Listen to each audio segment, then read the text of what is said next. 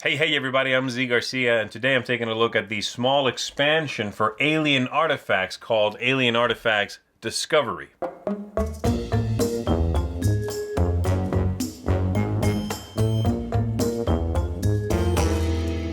This expansion is comprised of just a deck of cards with mainly more cards for each of the decks already found in the base game. So you're going to get a few new technology cards, a few new planets, things like that. Four new alien artifacts cards, and then a new deck of alien resources. And this is the main thing that the expansion adds to the game, and that is a new resource that basically is a wild resource that is produced, and something new that they do. So I'm going to show you what this adds in more detail in just a simple overview. I'm not going to explain how to play the base game. If you are not sure how to play the base game, go check out our review of that. And then we'll come on back after it, and I'll tell you if I think it's a good addition to what the original one did. So here we go.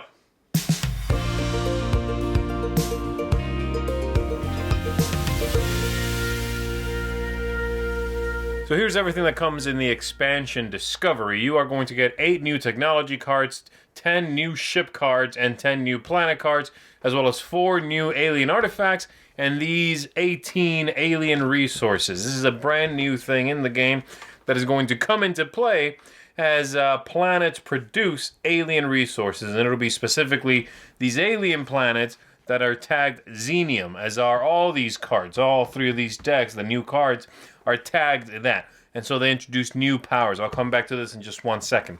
You're basically shuffling all this into their respective decks, the alien artifacts with the ones in the base game, and these into their original decks, and you play the game regularly with a couple of minor changes, mainly because of these alien resources. So for example, these cards here, the planets, they'll have new powers, of course, on this side, such as this one says it reduces the cost to gain an alien artifact by 2, and that's what they all do. And then on the other side, they will produce 2 alien resources on this planet. That's what this one does. Same thing for all of the other ones. And the alien resources, as I said, is this deck. Again, I'm still coming back to that. The technology is going to give you a few new things, such as this one says ongoing. You may spend an alien resource as 3 of the yellow resources. This one over here says you can spend 1 alien resource to activate 1 operational ship. They basically all revolve around that idea of the alien resources. And then over here we've got the ships, which say that when you produce, you are going to choose a planet that and you produce 1 regular card on it if it's a regular resource. But if it's a Xenium planet, then you produce 1 of those alien resources. And then on the other side, of course, a different power that says instead of attacking, you discard 2 resources from 1 planet to gain 1 victory point. And you can do that per planet if you have multiples of these.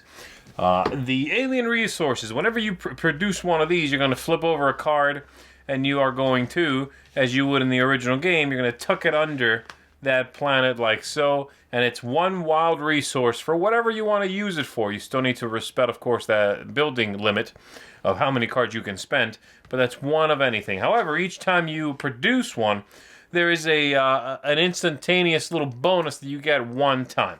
And each card has a different little bonus like that. So, for example, and again, this side, the resource side, is always the same. Okay, 1 resource that is wild. The powers are different. So this one, for example, the Xenium Reserves, says that when this is produced, you produce 1 more alien resource. This one says when produced, choose and activate 1 operational ship in your empire. When produced, that one's the same. When produced, produce 1 regular resource. When produced, gain 1 victory point. When produced, you may damage 1 operational ship in your empire to gain 1 alien artifact card.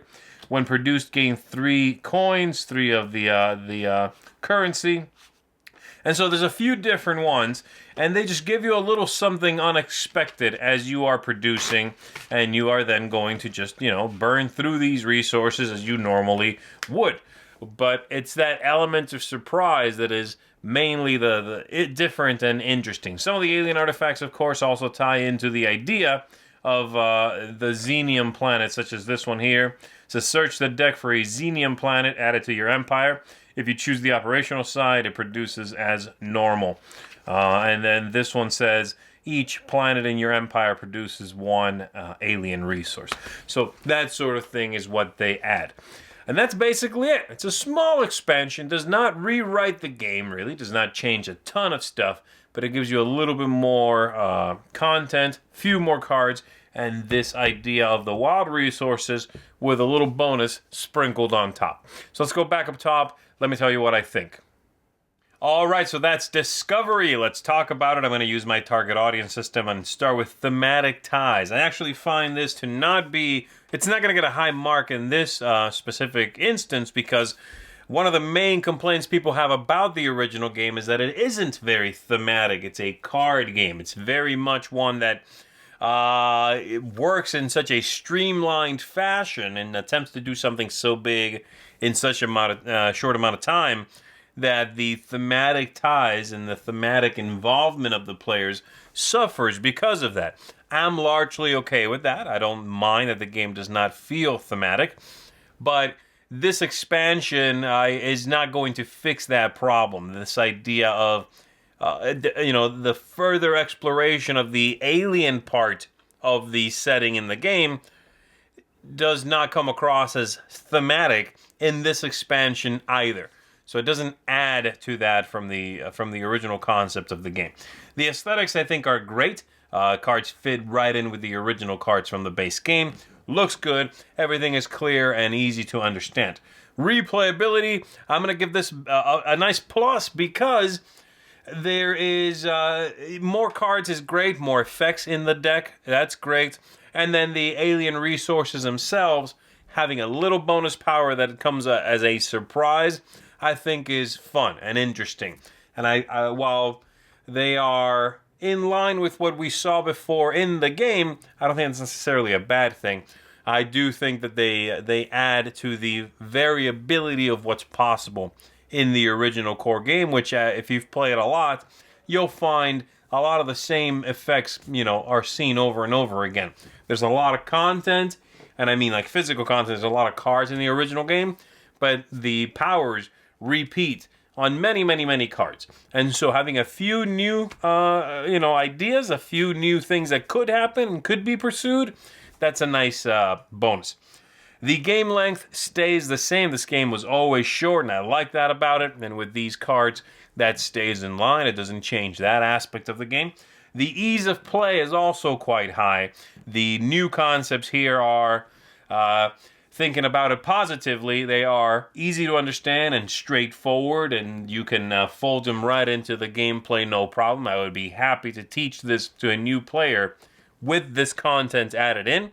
On the reverse side of that, the ease of play is very simple because it does not add a lot of new ideas. Is that what you wanted from an expansion? If so, you might not be super thrilled with this expansion. I don't necessarily want that because that's the point of the game.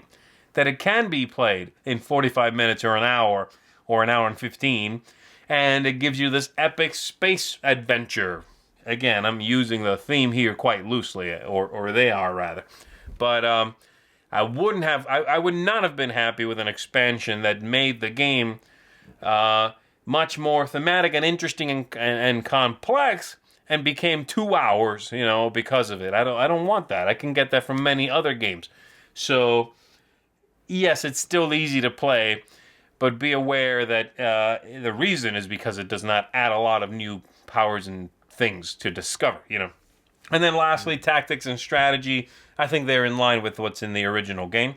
I don't think necessarily they add a ton of new tactics and strategy, though I will say that I find now with some of the new cards, it's a lot easier to get your hands on the Alien Artifacts cards, which I thought was a big deal in the original game.